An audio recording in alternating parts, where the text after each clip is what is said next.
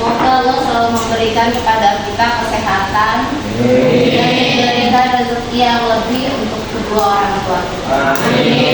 Sebelum kita memulai pelajaran hari ini, lebih baik dan harus berdoa terlebih dahulu. Silakan dipimpin doanya. Alangkah baiknya sebelum kita memulai pelajaran hari ini, siap doa dimulai.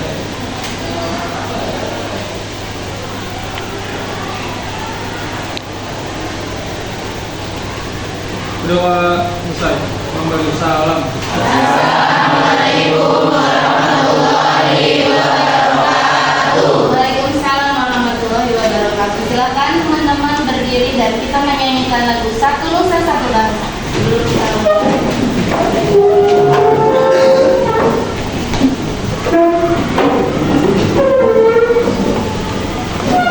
Satu, dua, tiga. Satu Nusa, satu bangsa, satu bahasa kita. Tanah air pasti jaya untuk selama-lamanya. Indonesia pusaka, Indonesia tercinta, nusa bangsa dan rasa kita rela bersama. Ini siapa yang tidak masuk? Hadir semua.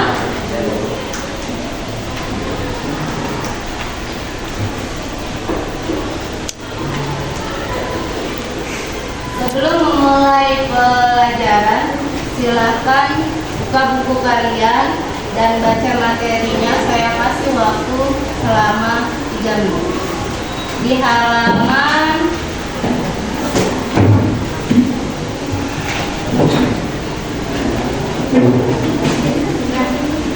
135.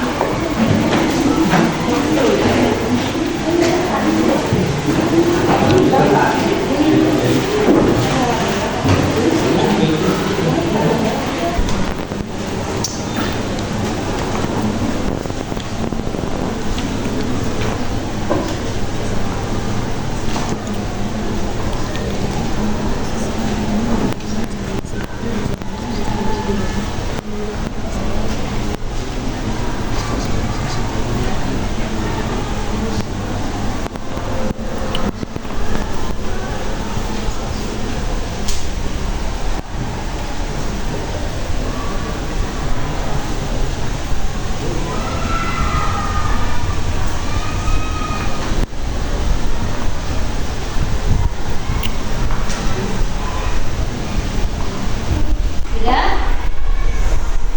Silakan ditutup dulu bukunya. Kita refleksi pelajaran minggu yang lalu. Beberapa minggu yang lalu kalian sudah mempelajari tentang peluang usaha dari pengelolaan makanan khas daerah. Ada beberapa makanan yang dimodif juga, terus makanan yang kalian suka juga, ya, bener gak? Ada makanan yang dikembangkan, ada beberapa makanan juga yang dari khas Cikarang. Masih ingatnya apa tentang pelajaran minggu lalu? Makanan yang disuka. Makanan yang disuka, ada yang suka makanan dari khas Jawa Barat. Apa biasanya makanan khas dari Jawa Barat? Banyak ya? Banyak. Apa tuh kira-kira? Serabi. Hah? Serabi. Serabi. Boleh serabi. Tapi serabi kira-kira ada di daerah lain nggak selain Jawa Barat? Ada. Jakarta juga ada ya. Terus ada lagi keredok, gado-gado. Terus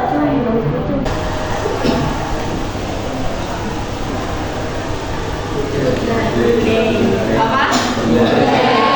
Day. Siapa yang pernah minum ini? Enak gak? Enak.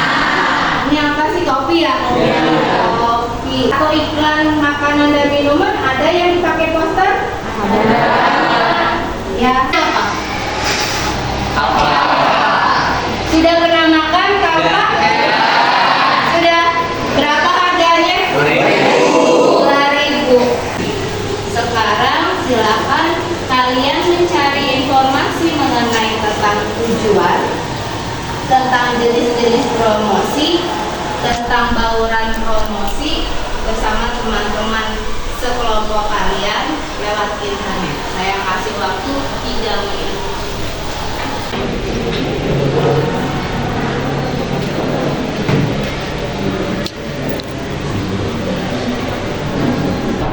Silakan kelompok 1. Mana kelompok 1? Baik, kelompok 1.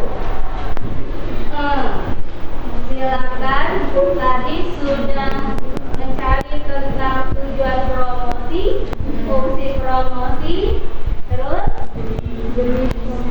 jenis promosi. Ya, silakan diutarakan dari hasil pencarian kalian yang tadi. 2. Tujuan promosi. 1. Menyebarkan informasi produk kepada target pasar suatu nasional. 2. Untuk mendapatkan semangka penjualan dan profit atau laba. 3. Untuk mendapatkan pelanggan baru dan menjaga kepercayaan pelanggan. 4. Untuk menjaga kestabilan penjualan ketika terjadi waktu besar. Fungsi promosi. Fungsi promosi terbagi menjadi 4, diantaranya adalah memberikan informasi. Promosi dapat menambahkan nilai suatu barang dengan memberikan informasi kepada konsumen. Promosi dapat memberikan informasi baik tentang barangnya, harganya, ataupun informasi lain yang mempunyai kegunaan kepada konsumen. Tanpa adanya informasi seperti itu, orang segan atau tidak akan tahu banyak tentang suatu barang. Dengan demikian, promosi merupakan suatu alat bagi penjual dan pembeli untuk memberi tahu kepada pihak lain tentang kebutuhan dan keinginan mereka. Yang kedua, membujuk dan mempengaruhi. Promosi selain bersifat memberitahu juga bersifat untuk membujuk, terutama kepada pembelinya. Yang ketiga, menciptakan kesan. Promosi dapat memberikan kesan tersendiri bagi calon konsumen untuk produk yang diiklankan, sehingga pemasaran menciptakan promosi sebaik-baiknya. Misalnya promosi periklanan dengan menggunakan warna, ilustrasi, bentuk, atau layout yang menarik. Yang keempat, promosi merupakan suatu alat mencapai tujuan. Promosi dapat digunakan untuk mencapai tujuan, yaitu untuk mendapatkan pertukaran yang menguntungkan melalui komunikasi sehingga keinginan mereka dapat terpenuhi. Oke. Selanjutnya kelompok 2. Periklanan atau advertisi. Periklanan advertisi merupakan bentuk komunikasi yang individu dengan sejumlah biaya menggunakan media tertentu yang dilaksanakan oleh perusahaan, organisasi, non-laba ataupun para individu. Tujuan utama periklanan adalah meningkatkan permintaan atas produk yang ditawarkan. Di sini ada manfaat periklanan. Yang pertama ada memungkinkan penjual untuk berkomunikasi dengan banyak orang sekaligus. Yang kedua ada memungkinkan penjualan untuk menyebarkan informasi tentang produk dan perusahaan. Yang ketiga ada memungkinkan penjual untuk mendramatisir perusahaan dan produknya melalui penggunaan cetakan, suara, dan warna yang menarik perhatian. Advertisi umumnya bersifat massal, tidak ditujukan untuk individu tertentu. Secara khusus, segala bentuk promosi menggunakan media visual, termasuk di dalamnya poster, brosur, iklan, televisi, spanduk, video, dan lainnya adalah contoh advertisi. Lalu ada penjualan pribadi atau tatap muka. Bersama sharing merupakan usaha untuk memperkenalkan suatu produk melalui komunikasi langsung atau tatap muka agar konsumen tertarik untuk membeli produk yang ditawarkan. Lalu Kedua, ada manfaat penjualan pribadi. Manfaat penjualan pribadi adalah memenangkan penerimaan produk baru oleh pelanggan yang telah ada, mempertahankan loyalitas pelanggan yang sekarang sudah ada dengan berusaha memberikan pelayanan terbaik, melengkapi penjualan untuk masa depan dengan mengkomunikasikan informasi produk kepada pelanggan. Mempertahankan loyalitas pelanggan. Banyak sekali produk yang dari zaman dulu sampai sekarang masih ada produk. Salah satunya Pepsodent, sabun Lifebuoy, sabun Gift, ya kan?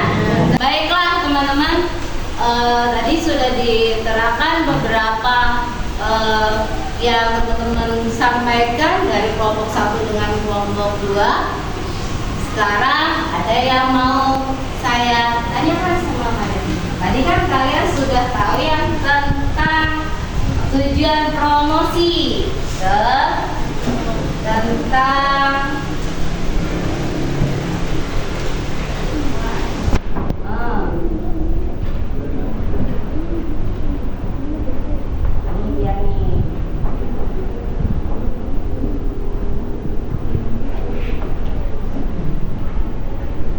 salah satu penjualan tatap muka bisa terjadi di sini, pasar tradisional. Pasar modern apa tradisional ini? Modern. Apa sih pasar modern? Ada yang tahu? Pasar modern ada yang tahu? Pasar modern. Pasar modern adalah jenis pasar yang pengolahannya dilakukan secara modern, terpadu serta menyediakan fasilitas untuk mempermudah konsumen saat berbelanja. Di pasar modern itu akan memberikan pengalaman yang nyaman karena produk yang ditawarkan telah teruji kualitasnya. Baik, pasar modern, kita berbicara pasar modern satu ya.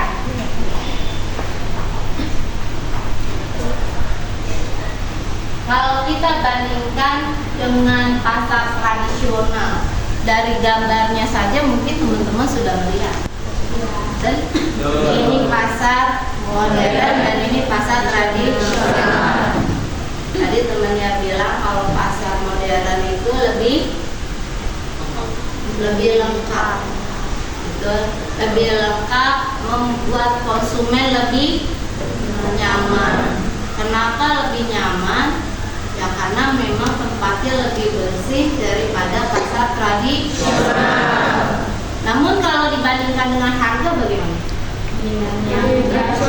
Mendingan tradisional atau modern?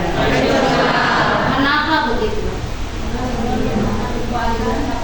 Karena lebih murah pasaran tradisional atau modern? Tradisional.